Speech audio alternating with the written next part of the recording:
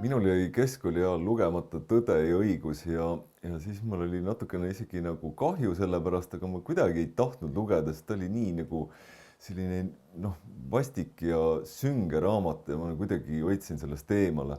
Aga siis kunagi aastakümneid hiljem me sattusime naisega rändama Austraaliasse ja ja tutvusime Heidi ja Rein Aedmaga. Rein Aedma on see mees, kes mängis Kevade filmis Imelikku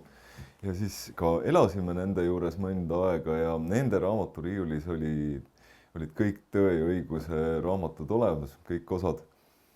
Ja see oli see hetk, kus oli hästi palav, üle 30 kraadi kuuma,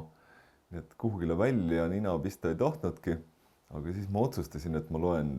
Tammsaare Tõe ja õiguse kõik osad läbi ja järjest võtsin raamatuid, läksin nende terrassile, neil oli selline mõnus päevavari seal ja siis valasin endale klaasi külma veini